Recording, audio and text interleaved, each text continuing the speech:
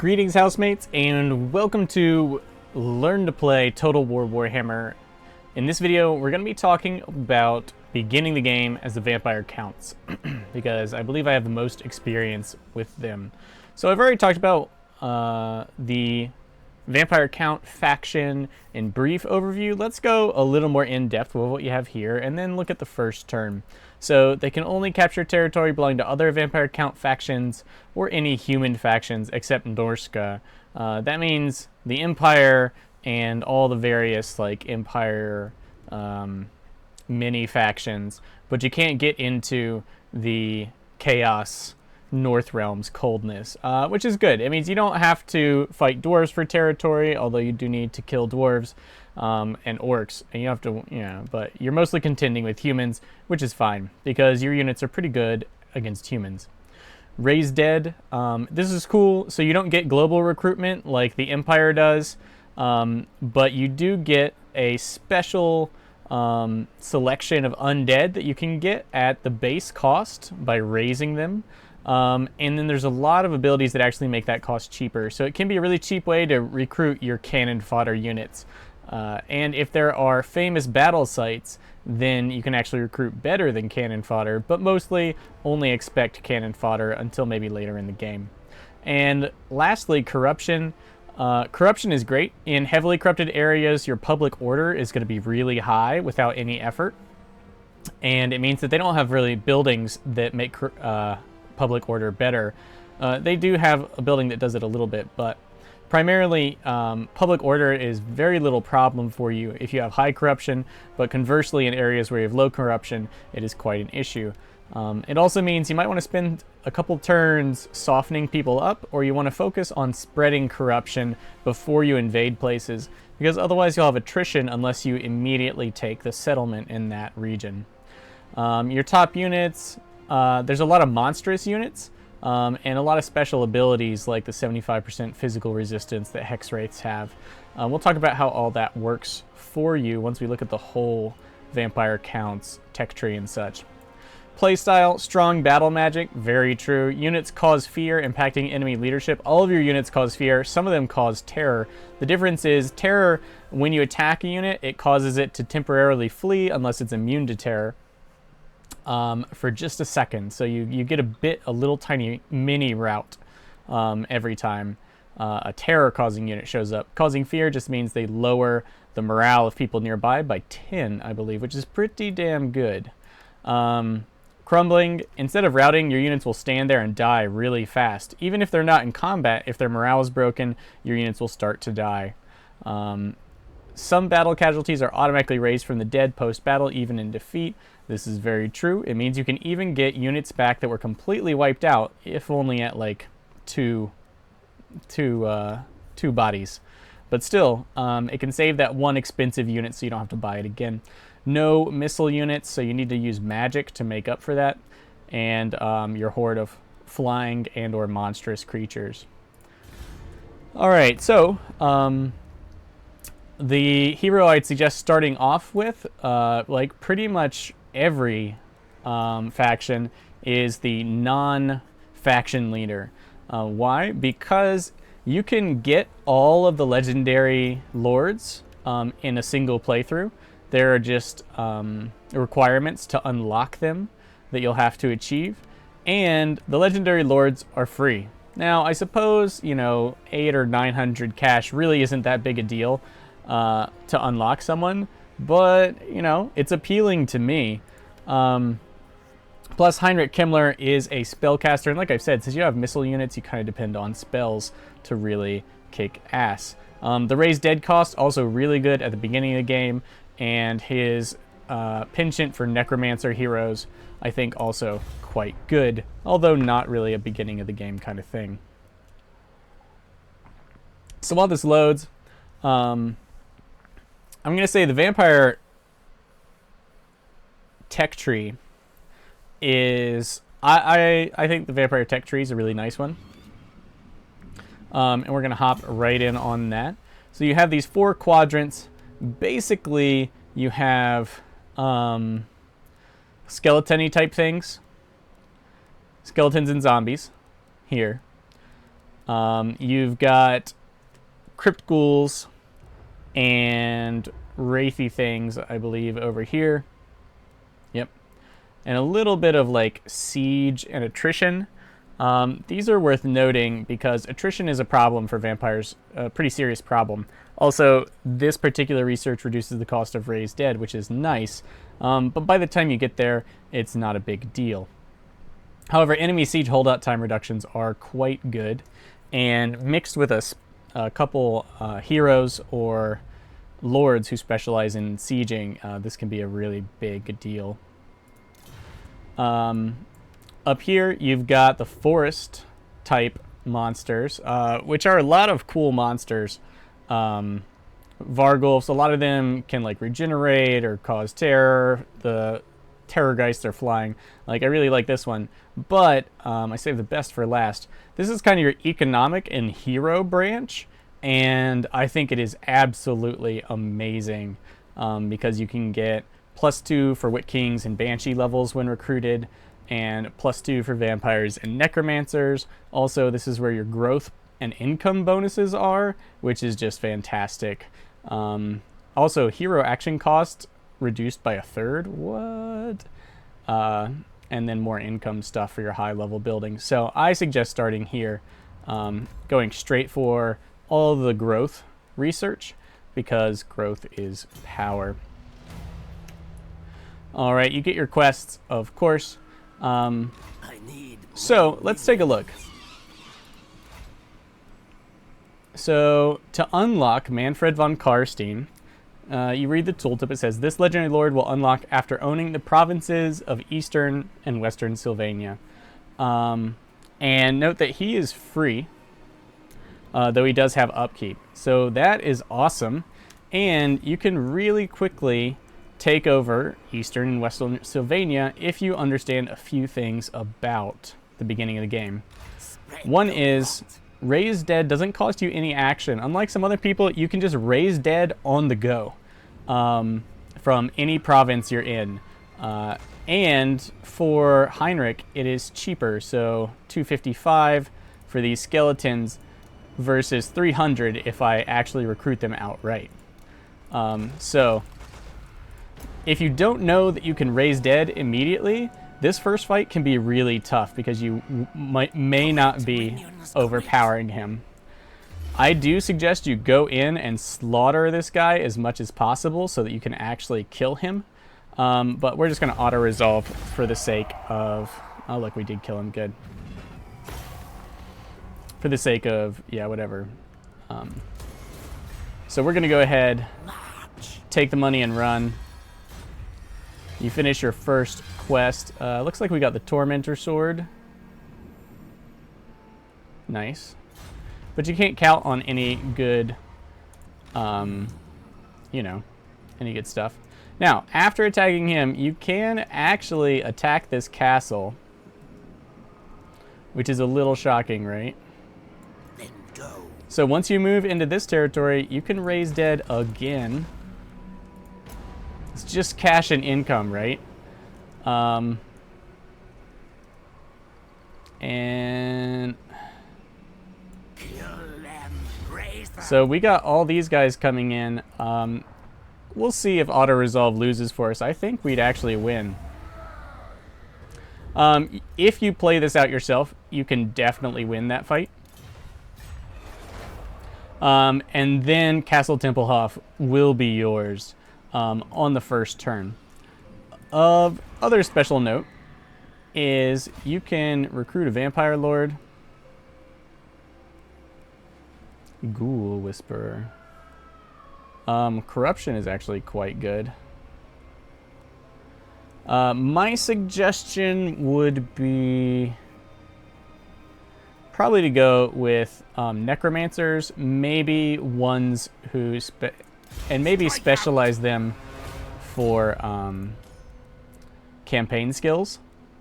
Especially Children of the Night, because this will actually increase your vampire hero capacity with 2 skill points invested, which is pretty damn good. And cheaper Raise Dead is nice, but I think Necrarch, the growth bonus, is what you're really shooting for here. And if you have to spend 1 point, I think Lightning Strike is a really key ability that you have to spend a point to unlock.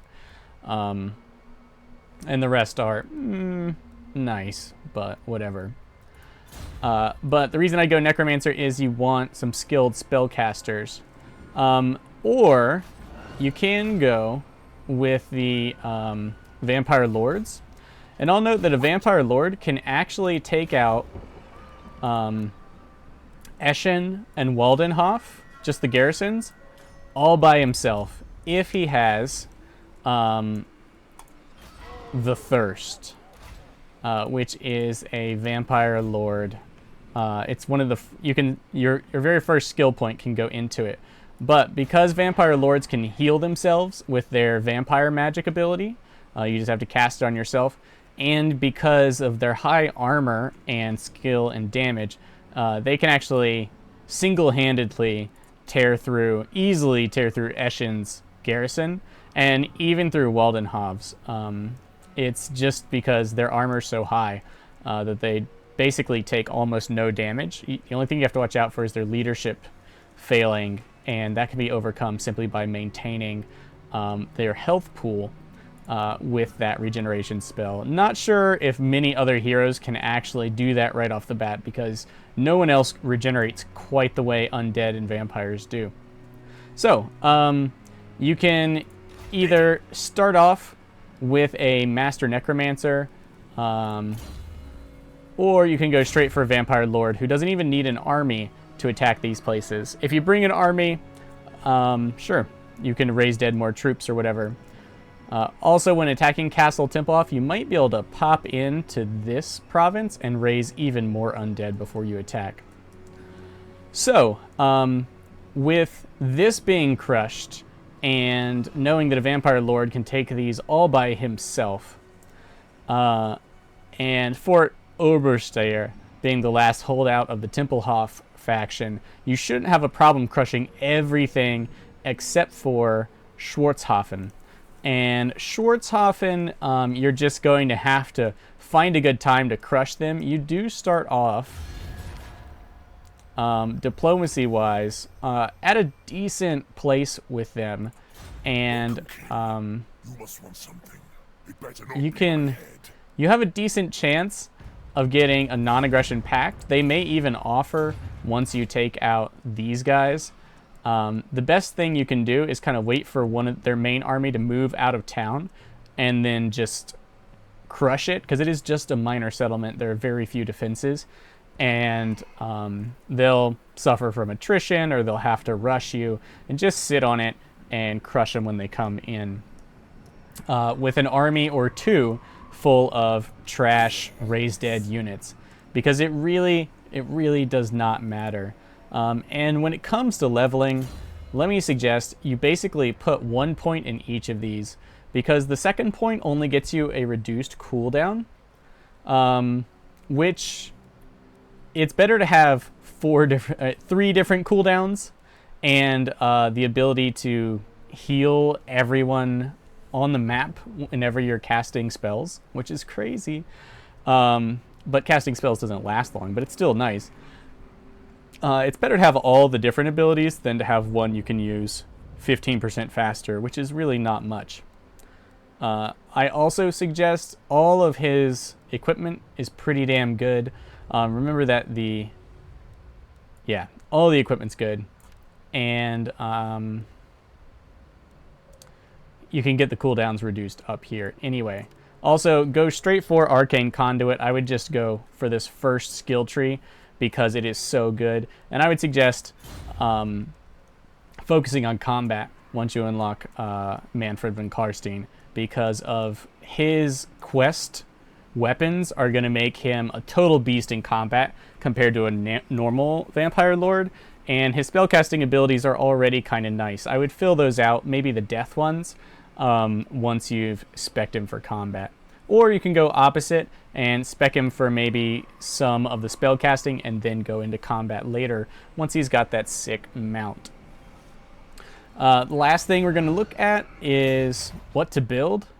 I would suggest trashing this building right off the bat, which is the cemetery, and going for this group as soon as possible. Also, you want to build a level 1 charnel pit and never upgrade it for that growth bonus, because the upgrade is really for local recruitment capacity. It doesn't increase your growth by much, and it's real expensive.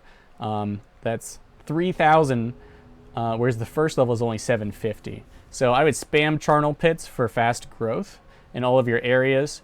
Remember to build level 2 balefire hearths to corrupt nearby provinces once you've taken over all of the Sylvania provinces. And remember, you have a gold shaft in your first city.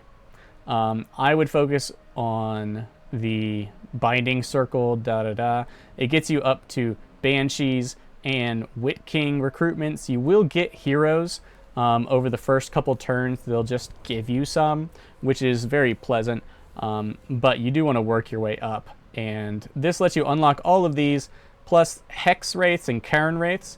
They have low health but high physical damage resistance. As long as you don't match them up against someone who does non-physical damage, like magic here or fire, then they're very tough and very easy to heal with any of the necromantic magic that all of your lords will possess. So if they get beat up, just retreat them, cast I forget what it is, Gaze of Nehek or something on them, and they'll be at full health and full troop size in no time, which is a major benefit. So since these guys combo so well with the basic spell of all your lords and it unlocks heroes, I suggest replacing the cemetery with this immediately. And then I even go into the trees elsewhere, and later on these guys. Remember, you will want to unlock these. You're going to need Ancient Armory, and you're going to want Necromancers as soon as possible, because Heinrich Himmler, all Necromancers recruited in the province that he's in, maybe he has to be Lord of the Castle for this to work, gain +2 levels. Which is amazing, and by the time you can recruit them, maybe you've already got +2 rank here, and that means your Necromancer is going to start off with like 4 skill points to spend, which is a big deal on a spellcasting hero. So go for it. Also, Necromancer's ability, when you deploy them in one of your provinces, they make all the buildings in that province 10% cheaper, and they have an ability, their first skill point can make them an additional 10% cheaper, which can save you a ton of money. The very last thing I want to talk about is that Eschen comes with wine, which is a trade good, and Castle Tempelhof comes with timber, also a trade good. So you want to, if at all possible, form some diplomatic relationships. I would suggest with the dwarves here, because they will buffer you from the orcs, and having them not just rush down and crush one of your capitals is really nice, so that you can take over more human lands, because you can't take these dwarves castles or anything anyway. All you can do is raise them, even though your victory conditions are that you wipe out the dwarves in the long campaign.